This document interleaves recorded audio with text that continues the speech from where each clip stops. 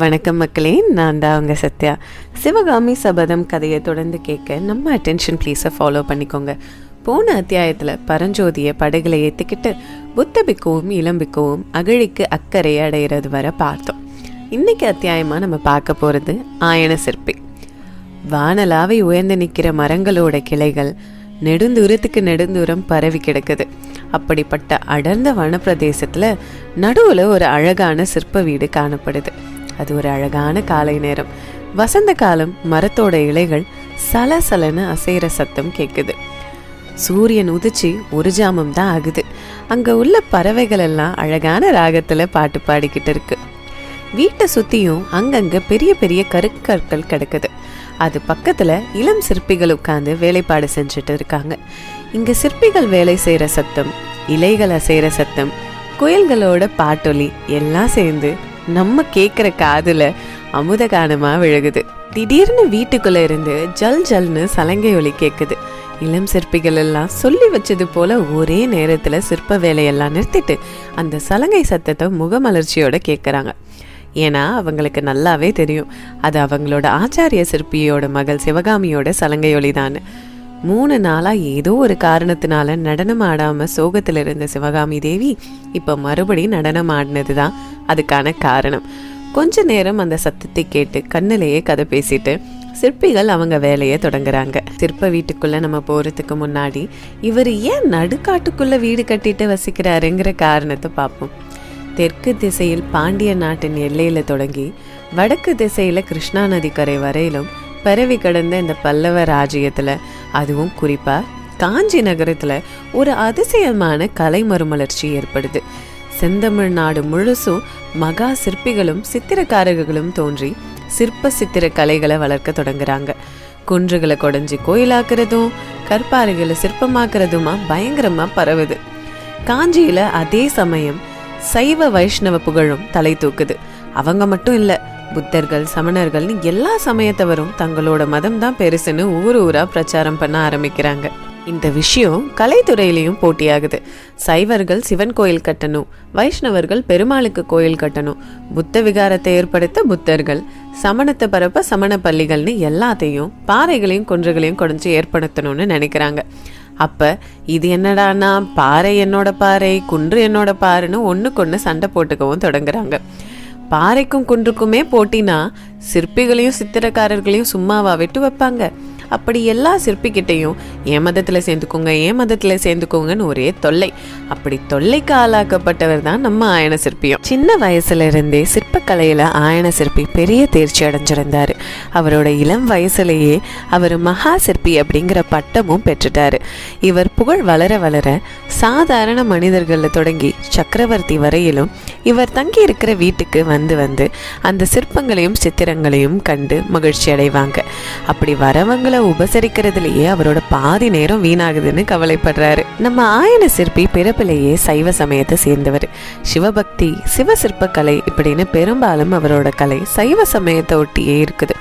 இதை மாத்திரத்துக்காக புத்தர்களும் சமணர்களும் அவரவர் மதத்துல சேர்ந்துக்க சொல்லி விடாம முயற்சி பண்றாங்க. இதுக்கு முற்றுப்புள்ளி வைக்கத்தான் நாட்டில இருந்து பல மைல் தூரம் போய் ஏகாந்தமான ஒரு வனப்பிரதேசத்துல வீடு கட்டி கொண்டு வாழணும்னு நினைக்கிறாரு. அது மட்டும் காரணம் இல்ல, இவர் பரத சாஸ்திரத்திலையும் கரை கண்டவர். தன்னோட மகள் சிவகாமி சின்ன வயசுல இருந்தே நாட்டிய கலையில தேர்ச்சி அடைஞ்சிருக்கா அப்படிங்கறத உணர்றாரு.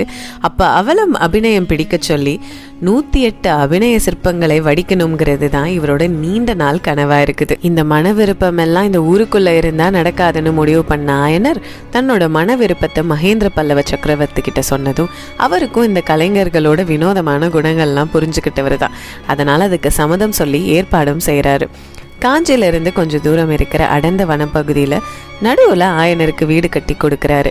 அங்க அவரும் சிவகாமியும் தன் பதியை இழந்த, அதாவது தன் கணவரை இழந்த அவங்களோட தங்கையும் வசிக்கிறாங்க. ஆயனர் எதுக்காக அங்க வந்தாரோ அது நிறைவேறிட்டு தான் இருக்கு. கொஞ்சம் கொஞ்சமா சிவகாமியும் நடன கலையில நல்ல தேர்ச்சி அடைகிறா. அதுல அவ எவ்வளவு அழகா தெய்வீக அபிநயங்கள் பிடிக்கிறாளோ அதை பார்த்து ஒரு சித்திரம் வரைஞ்சுப்பாரு நம்ம ஆயனர். அந்த சித்திரத்தை பார்த்து சிலையா வடிப்பாரு. சித்திரம்னா ஓவியம்னு உங்களுக்கு தெரியும்னு நம்புறேன். காட்டுக்கு நடுவில் வீடு கட்டிட்டு வாழ்ந்தாலும் கலை செல்வத்தில் பற்று உள்ளவங்க ஆயனரை தேடி வந்துட்டும் போயிட்டும் தான் இருக்காங்க. அதில் 2 முக்கியமான ஆட்கள் தான் மகேந்திர சக்கரவர்த்தியும் அவர் மகன் மாமல்லரும். அவங்க அங்கே வரத்துக்கு முக்கிய காரணங்களும் இருக்குது. கடல் மல்லை துறைமுகத்துக்கு ஒரு சமயம் அவங்க போயிருக்கும் பொழுது நிறைய பாறைகள் இருக்கிறத பார்க்குறாங்க. அதுக்கப்புறம் அவங்களுக்கு என்ன தோணுதுன்னா, அந்த மலைகளை குடைஞ்சி கோவில்கள் அமைக்கணும், சிற்பங்கள் சித்திரங்கள்னு அந்த துறைமுகத்தையே சொப்பன லோகமாக மாற்றணும்னு முடிவு செய்கிறாங்க.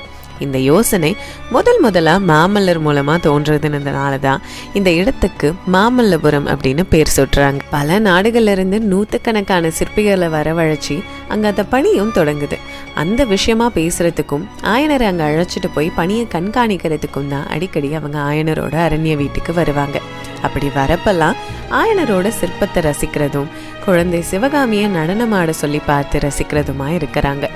சிவகாமி இளம் பருவத்தை அடைஞ்சதும் நடன அரங்கேற்றம் கோலாகலமாக செய்ய ஏற்பாடுகளையும் சக்கரவர்த்தி செஞ்சார். ஆனால் அது எப்படி தடப்பட்டதுன்னு தான் ஆரம்ப அத்தியாயங்களை நம்ம பார்த்தோமே. அது உங்கள் எல்லாருக்கும் நினைவிருக்கும்னு நம்புகிறேன். இத்தோட இந்த அத்தியாயத்துக்கு தொடரும் போடுறாரு கல்கி. நம்ம அடுத்ததாக பார்க்க போகிற அத்தியாயம் தெய்வமாக்கலை. இப்போ நம்ம ஆயனரோட அரண்ய வீட்டுக்குள்ளே போகலாம் வாங்க. நல்ல வெள்ளி தாழ்வாரம், அதாவது வாசலோட முன்பகுதி. அதை தாண்டி உள்ளே போனால் 4 பக்கமும் நல்ல அகன்ற கூடங்கள் இருக்குது. அதுக்கு நடுவில் பறந்து விரிஞ்ச முற்றம் ஒன்று இருக்குது. அது ஒரு மண்டபம் போல காட்சிப்படுத்துது. அங்கே கலை வேலைப்பாடுகள்லாம் செஞ்ச தூண்கள் இருக்குது. இதையெல்லாம் பார்த்தா கூரைய தூண்கள் தாங்கி நிற்குதா இல்லை அழகுக்கு நிற்குதா அப்படின்னு சொல்லவே முடியாது. அந்த அளவுக்கு அழகாக இருக்குது. கூடத்தோட ஒரு பக்கம் பார்த்தா பெரிய பெரிய கற்கள் இருக்குது. பாதி உடைஞ்ச கற்கள், பாதி வேலை செய்யப்பட்ட கற்கள் கிடக்குது. இன்னொரு பக்கம் பார்த்தா முழுசா நிறைவடைஞ்ச சிலைகள் வரிசையாய் அடிக்கப்பட்டிருக்கு. சுவரில் சித்திரமாக இருந்தது. சுவரில் சித்திரமாக இருந்த அந்த பெண்ணோட உருவம் தான் சிலையாகவும் வடிக்கப்பட்டிருக்கு. அது சிவபெருமானோட 108 அபிநய தோற்றங்களை தான் குறிக்குது. திடீர்னு பார்த்தா அந்த சித்திரத்திலையும் சிலையிலையும் இருந்த ஒரு பொண்ணு நிஜமாவே அங்கே சலங்கை கட்டிட்டு ஆடிட்டு இருக்கா. சட்டுன்னு நில் அப்படின்னு ஆயனர் சொன்னதும் சிவகாமி அப்படியே உறைஞ்சு போய் நிற்கிறாங்க. கல்லூலியை எடுத்து பாதி வேலைப்பாடான ஒரு கல்மையில வச்சு நம்ம ஆயனர் தட்டுறாரு. அப்புறம் சிவகாமியை நிமிர்ந்து பார்த்து கொஞ்சம் இரம்மா அப்படின்னு சொல்லிட்டு திரும்பி அந்த கல்லூலியை வச்சு அந்த கல் மேலே தட்டுறாரு. புருவத்தோட அமைப்பில் ஏதோ வேலைப்பாடு செய்கிறாரு. போதும் குழந்தை, கொஞ்சம் இங்கே வந்து உட்காரு அப்படின்னு கூப்பிடுறாரு. சிவகாமி பக்கத்தில் உட்கார்ந்ததும் அவர் அவரோட அங்க வஸ்திரத்தை எடுத்து சிவகாமி முகத்தில் முத்து முத்தா பூத்திருக்க வேர்வையை துடைக்கிறாரு. அப்படியே, அம்மா சிவகாமி, அந்த பரத சாஸ்திரத்தை எழுதினாரே மாமுனிவர், அவர் மட்டும் இங்கே இருந்திருந்தா உன்கிட்ட நடனத்தின் நுட்பத்தை கற்றுக்கிட்டு போயிருப்பாரு. கண்கள்லையும் புருவத்தோட நெருக்கத்திலையும் எவ்வளோ அழகா மனோபாவத்தை வெளிப்படுத்துற. நடன கலைக்காகவே பிறந்தவனி அப்படின்னு சொல்றாரு. போதும் அப்பா போதும், எனக்கு ஒன்றுமே பிடிக்கவில்லை அப்படின்னு சிவகாமி சொன்னதும், பிடிக்கவில்லையா, என்ன பிடிக்கவில்லை அப்படின்னு ஆயனர் அதிசயமா கேட்கிறாரு. எனக்கு ஒன்றுமே பிடிக்கவில்லை, பெண்ணா பிறந்ததே பிடிக்கவில்லை அப்படின்னு சிவகாமி பதில் சொல்றாங்க.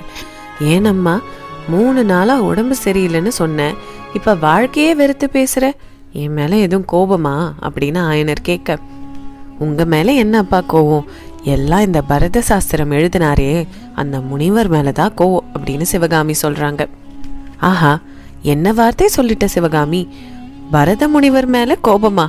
சிவகாமி, நிறுத்திய கலையில் நீ அபூர்வமான தேர்ச்சி அடைஞ்சிருக்க, ஆனா நீ அந்த கலையோட பெருமையை அறியாம போயிட்ட. நிறுத்திய கலை தான் மற்ற எல்லா கலைக்கும் அடிப்படை சிவகாமி. அதனால தான் இது தெய்வமா கலைனும் பிரம்மதேவர் பரதமுனிக்கு அருளிய நாட்டிய வேதம்னு சொல்றாங்க. சிற்பம், சித்திரம், இசைன்னு மற்ற எல்லா கலையும் நிறுத்திய கலையிலிருந்து தான் உருவாச்சு. பரத கலை தெரியாதவங்களுக்கு சங்கீதத்தோட ஜீவ தத்துவமே அறிய முடியாதான். அன்னைக்கு ருத்ராச்சாரியார் கூட அதை ஒத்துக்கிட்டாரே அப்படின்னு அவர் சொன்னதும் உடனே சிவகாமி, ருத்ராச்சாரியாரா, அது யார்? அன்றைக்கு சக்கரவர்த்தி பக்கத்துல உட்கார்ந்துருந்தாரே அவரா அப்படின்னு கேட்குறாங்க. ஆம், அவர்தான் நம்ம மகேந்திர சக்கரவர்த்தியோட சங்கீத ஆசிரியர். அவருக்கு ரொம்ப வயதாயிடுச்சுமா, ஆனாலும் தடியை பிடிச்சிட்டு உன்னோட நடனத்தை பார்க்க வந்துட்டாரு. உன் நடனத்தை பார்த்துட்டு என்கிட்ட வந்து என்ன சொன்னாரு தெரியுமா? நான் சங்கீத சாஸ்திரம் எழுதினதே பெரிய பிசகுனா தவறுன்னு பொருள். நடனக்கலை தான் எல்லாத்துக்கும் ஆரம்பம். நடனக்கலையை பயிலாம நான் சங்கீத சாஸ்திரமே எழுதியிருக்க கூடாதுன்னு சொன்னாரு. இப்படி ஆயன சிற்பி சொல்லிக்கிட்டு இருக்கும் பொழுதே சிவகாமி குறுக்க புகுந்து, யார் என்ன சொன்னால் என்ன ஆக போகுது, உண்மையில் சிற்பம், சித்திரம், இசை, நடனம் இதுக்கெல்லாம் என்ன பிரயோஜனம் அப்படின்னு அவங்க கோபமாக கேட்குறாங்க.